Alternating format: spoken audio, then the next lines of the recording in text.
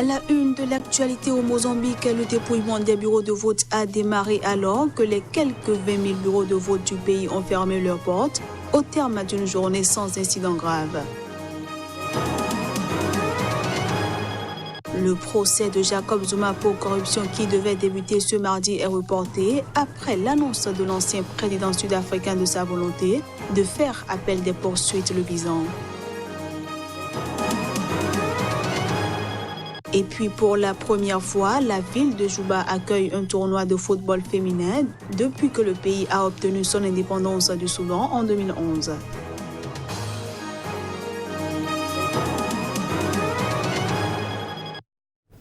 Voilà ainsi présenté l'ossature de cette édition. À toutes et à tous, bienvenue. 7 mois après le passage du cyclone Ida qui a fait plus de 700 morts et plusieurs milliers de déplacés, le Mozambique a organisé ce mardi des élections générales. Après 6 semaines d'une campagne émaillée de multiples violences, les scrutins se sont déroulés dans le calme, sans incident majeur. Ils étaient près de 13 millions de Mozambicains appelés aux urnes ce mardi pour des élections présidentielles, législatives et provinciales dans un contexte tendu après une campagne émaillée de violence. Ouverte ce mardi matin, les quelques 20 000 bureaux de vote du Mozambique ont refermé les urnes autour de 18 h locales, soit 16 h GMT, au terme d'une journée sans incident grave selon les ONG locales. Toutefois, les missions d'observation nationale et internationale ont relevé plusieurs incidents tout au long de la journée, tels que des électeurs sans bureau de vote, des bulletins pré-remplis ou encore des heurts à Ilha de Mozambique, fief d'Ossoufo Moumad, le candidat de la Renamo, le parti d'opposition historique. Pas de quoi remettre en cause le scrutin selon les observateurs, mais Ossoufo Moumad promet de rester vigilant. Quant à la province de Cabo Delgado, à l'extrême nord du pays, en proie à des violences de groupes armés non identifiés, 7 bureaux de vote sont restés fermés, privant ainsi près de 5 000 électeurs de leur suffrage. Le chef de l'État sortant, Filipe Nyusi, et son front de libération du Mozambique, Frelimo, devraient une fois l'emporter à la présidentielle et aux législatives sur leur éternel rival Ossoufo Moumad et sa résistance nationale du Mozambique, la Renamo. Le seul changement est attendu dans les scrutins régionaux où pour la première fois, les gouverneurs des 10 provinces du pays, jusque-là nommés par le régime, sont élus au suffrage universel. Alors que les premiers résultats significatifs sont attendus à partir de demain, jeudi donc, des habitants de Maputo ont partagé leurs attentes des élections de ce mardi. J'espère la prospérité d'abord, la paix et le développement de notre pays. Et j'espère qu'on pourra avoir plus de revenus pour le pays et des emplois pour les jeunes.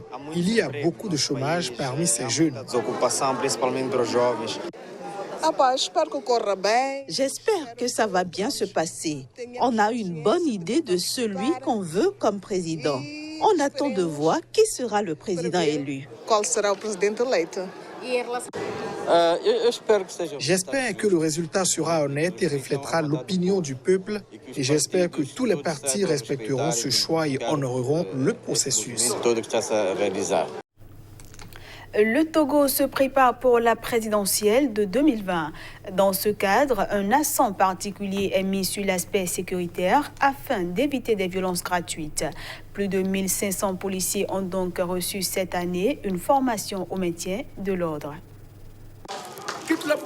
Les manifestations de l'opposition au Togo ont souvent tourné en affrontement avec les forces de sécurité. La prochaine présidentielle y est prévue en avril 2020 et Faure Gnassingbé, au pouvoir depuis 2005, devrait se présenter pour un 4e mandat. Une situation qui fait craindre de nouveaux débordements malgré une récente loi pour restreindre les manifestations. Dans un élan de prévention, le pouvoir, en partenariat avec le Fonds des Nations Unies pour la consolidation de la paix, a mis en place une formation. Celle-ci est axée sur les techniques de dispersion non violente des foules. Quand vous allez vous retrouver en ville avec des manifestants non préparés, et ils peuvent utiliser toutes sortes de projectiles. Mais vous devez toujours garder à l'esprit, ce ne sont pas des ennemis. C'est des compatriotes. Il faut les traiter humainement. Et vous devez servir notre pays d'une façon adéquate, d'une façon professionnelle. Tout en ayant toujours à l'esprit préserver la vie, éviter la violence gratuite. 1553 jeunes recrues de la police y ont pris part en 2 sessions sur l'année. Au Togo, les organisations de défense des droits de l'homme dénoncent régulièrement la répression des manifestations populaires par des forces de l'ordre, la censure des médias ou les arrestations d'opposants. Dans un rapport récent couvrant la période d'août 2018 au 13 avril 2019, la Ligue togolaise des droits de l'homme a noté une recrudescence alarmante des violations des droits humains. 5 personnes ont été tuées, dont 3 par balle, pendant des marches de l'opposition au cours de cette période. Ce petit pays d'Afrique de l'Ouest a été secoué par une grave crise politique entre 2017 et 2018. Des dizaines de milliers de personnes descendaient presque chaque semaine dans les rues de Lomé et de plusieurs villes du pays pour demander la démission du président Faure Gnassingbé et la limitation du nombre de mandats présidentiels.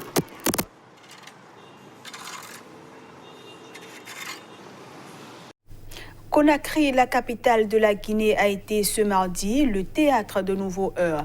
Des centaines de manifestants et les forces de l'ordre se sont affrontés au 2e jour d'une mobilisation meurtrière. À la base des manifestations, le refus d'un éventuel 3e mandat du président guinéen Alpha Condé. Mardi encore, des centaines de jeunes très mobiles ont érigé des barricades, brûlé des pneus et lancé des pierres aux policiers et gendarmes massivement déployés sur le terrain. Les forces de l'ordre ont riposté par des tirs de gaz lacrymogène. Des habitants ont fait état d'irruptions de soldats et de policiers dans certains quartiers pour procéder à des arrestations accompagnées de violences. Le bilan des heurts de lundi s'est encore alourdi, passant à 5 manifestants tués après la mort d'un chauffeur de 27 ans atteint par balle à l'abdomen, selon le médecin qui l'a traité, et son père. Les autorités ont fait état, elles, de 2 morts, dont un gendarme. Les manifestations n'ont cessé d'augmenter depuis que le Front national pour la défense de la Constitution, coalition de partis d'opposition, de syndicats et de membres de la société civile, a appelé les Guinéens la semaine dernière à manifester contre le projet prêté au président sortant de briguer sa propre succession à la fin de son 2e mandat en octobre 2020. Il faut dire que l'actuelle Constitution limite à 2 le nombre de mandats présidentiels. Mais sans dévoiler explicitement ses intentions, le président a lancé en septembre des consultations sur la Constitution. L'opposition accuse le gouvernement de préparer la dissolution dans les jours à venir de toutes les organisations de la société civile opposées à un changement de la Constitution.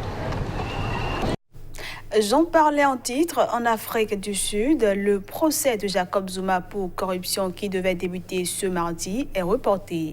Ce report est intervenu après l'annonce de l'ancien président sud-africain de sa volonté de faire appel des poursuites le visant dans cette vieille affaire de contrat d'armement aux multiples rebondissements judiciaires. Le procès de Jacob Zuma pour corruption dans un contrat d'armement impliquant le groupe français Thales a été reporté ce mardi. Et pour cause, l'avocat de l'ancien président a demandé à faire appel des poursuites visant son client. Ce procès devait être le premier pour corruption de Jacob Zuma, contraint à la démission en 2018 après un règne de 10 ans, éclaboussé par de nombreux scandales. Monsieur Zuma est prêt à faire face à ce procès depuis plus de 14 ans. Nous sommes encouragés de savoir que l'État est enfin prêt à entamer le procès et que nous pouvons commencer à traiter officiellement les questions qui ont retardé le procès. L'État tient vraiment à ce que ce procès se déroule le plus rapidement possible, c'est-à-dire le plus tôt possible l'année prochaine. Comme je l'ai dit, le tribunal peut nous accueillir à partir d'avril. La date sera évidemment déterminée à mesure que nous irons de l'avant. La demande d'appel, qui doit être formellement déposée d'ici le 1er novembre, sera entendue le 22 novembre selon le ministère public, qui a annoncé qu'il allait s'y opposer, estimant qu'elle n'avait pas de chance de succès. L'affaire Thales, pour laquelle est poursuivi l'ancien président sud-africain, remonte aux années où il était ministre de la province du KwaZulu-Natal, puis vice-président du pays. Il est accusé d'avoir touché 4 millions de rands, soit environ 244 000 € au cours actuel de pots de vin de la part du groupe de défense de l'électronique français Thales, dans le cadre d'un énorme contrat d'armement de 51 milliards de rand, soit environ 3 milliards d'euros attribués en 1999. Jacob Zuma et Thales, qui est également poursuivi, ont toujours nié les allégations.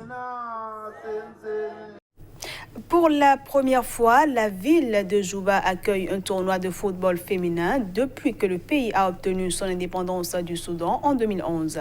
7 équipes représentant les différents États du Sud-Soudan participent à ce tournoi et lors du match d'ouverture, l'équipe de Juba a affronté Torit.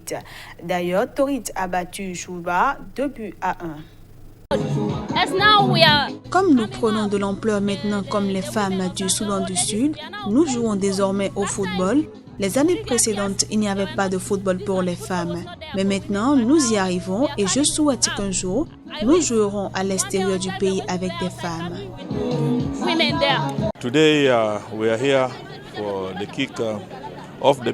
Aujourd'hui, nous sommes ici pour le coup d'envoi du début de la Ligue féminine. Et c'est la première fois pour nous et c'est dans notre plan et dans notre objectif. Le but de la Ligue est d'établir un équilibre entre les hommes et les femmes et aussi d'encourager les filles ou nos filles à être actives dans le football.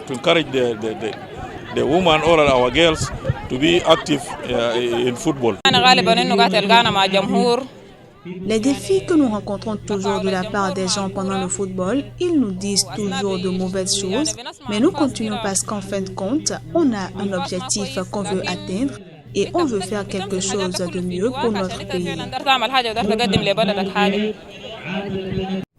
Place à présent à la revue de presse Afrique.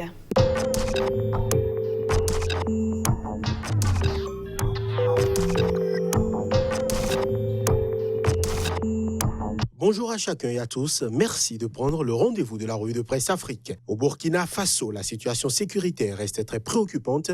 Le quotidien numérique titre « Burkina Faso, un couvre-feu instauré dans la région du Sahel et dans la province du Loroum ». L'Express du Faso, à présent autant le dire, ils ont définitivement tué et enterré Thomas Sankara. Autre titre, affaire Charbonfin, le dossier renvoyé au 17 décembre prochain. La même actualité à la une du journal Le Quotidien, affaire Charbonfin, si le ministre est fautif, il sera responsable de ses propres turpitudes.